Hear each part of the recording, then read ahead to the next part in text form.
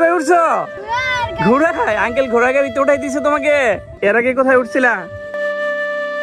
হাঁটতে হাঁটতে আমার অবস্থা শেষ।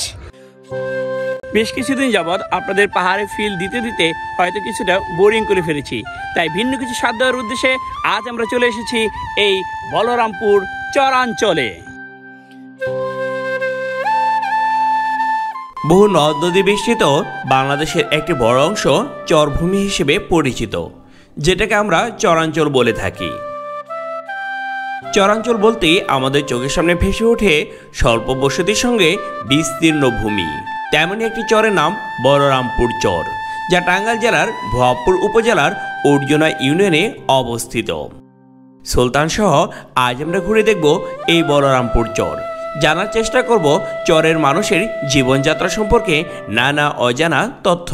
ফুটিয়ে তোলার চেষ্টা করব ঘরবাড়ি, কৃষিকাজ সহ এই চরের বিচিত্র সব দৃশ্য। আশা করি ভিডিওটি আপনাদের অনেক ভালো লাগবে ইনশাআল্লাহ। আসসালামু আলাইকুম, আপনারা সবাই কেমন আছেন? আশা করি আপনারা সবাই ভালো আছেন। আমি আপনাদের সবার প্রিয় ঘাটাইলের সুলতান মাহমুদ।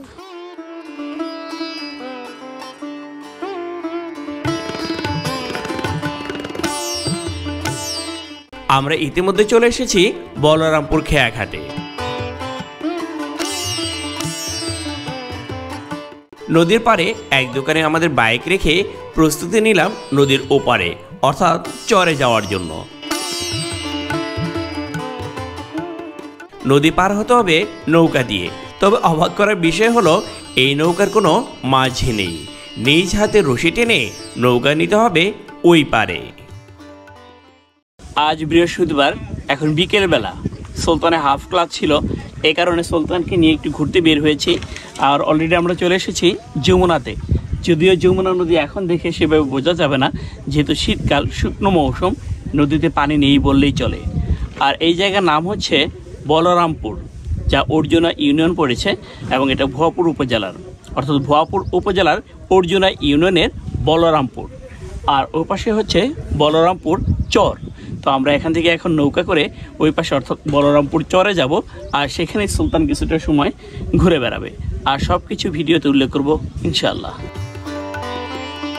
নৌকা করে নদীর বুকে ঘুরে বেড়ানো সুলতানের সবসময়ই ভালো লাগে, তাই নৌকায় বসে সুলতান মুগ্ধ হয়ে উপভোগ করছে চারিপাশের সুন্দর পরিবেশ।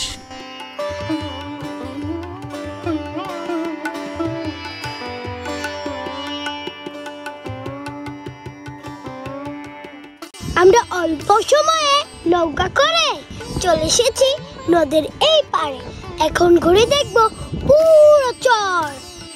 নৌকা থেকে নেমে অন্যান্য যাত্রীদের সাথে পায়ে হেঁটে সামনে এগিয়ে চলছে সুলতান মাহমুদ, কারণ আমাদের যেতে হবে বহু দূর। হাঁটতে হাঁটতে আমার অবস্থা শেষ।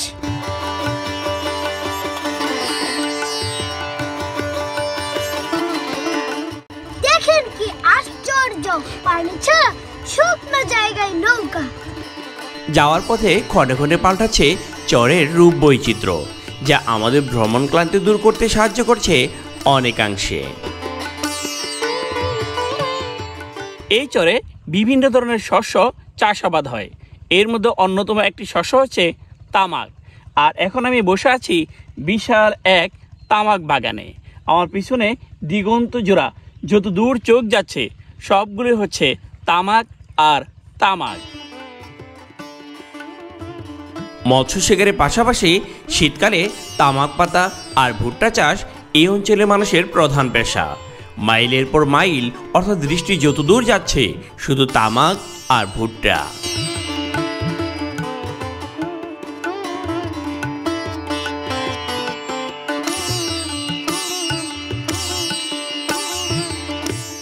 এই তামাক গাছের সমস্ত অংশে নিকোটিন থাকে, যা নিষ্কাশিত করে কীটনাশক হিসেবে ব্যবহার করা যায়। এছাড়াও শুকনো পাতা ধূমপায়ীদের জন্য সিগারেট, সিগার এবং অন্যান্য পণ্য তৈরিতে ব্যবহৃত হয়। অবশ্য এগুলো সবই স্বাস্থ্যের জন্য খুবই ক্ষতিকর।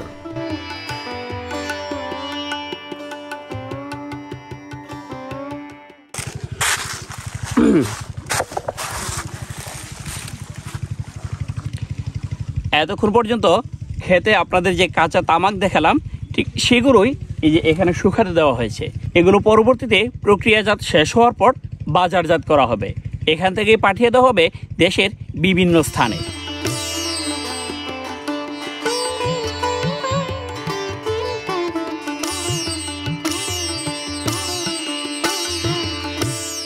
আমরা যতই বেশি চরের গভীরে যাচ্ছি, তত বেশি সুন্দর সুন্দর দৃশ্য দেখতে পাচ্ছি।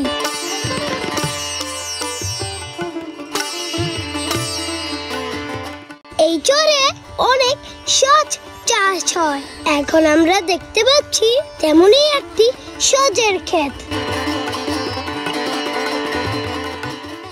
ধানের পরেই আমাদের দেশে গমের চাষ হয় সবচেয়ে বেশি। তো আমরা চরের এই জায়গাটাতে দেখতে পাচ্ছি বিশাল একটি গমের ক্ষেত।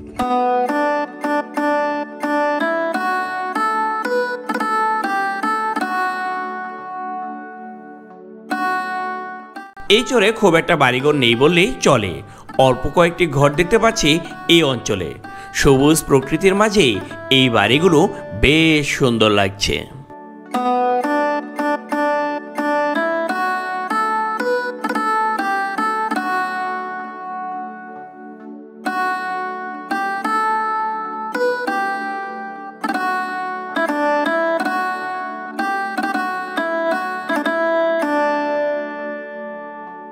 চরের মানুষের বিভিন্ন পণ্য পরিবহনের অন্যতম মাধ্যম এই ঘোড়ার গাড়ি। চরে উৎপাদিত বিভিন্ন শস্য এই ঘোড়া গাড়ি দিয়ে পরিবহন করা হয়।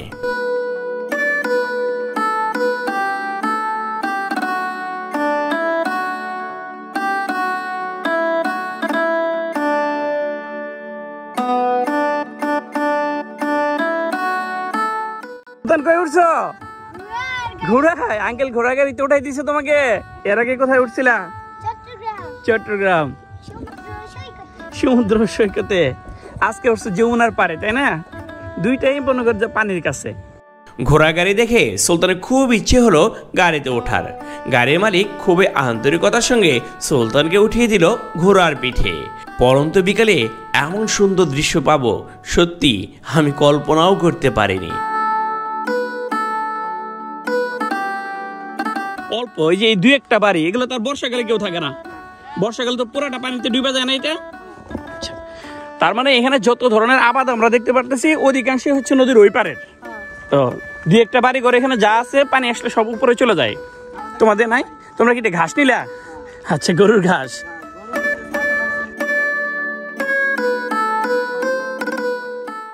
অনেকটা সময় ধরে আমি আর সুলতান ঘুরে দেখলাম এই বলরামপুর চর।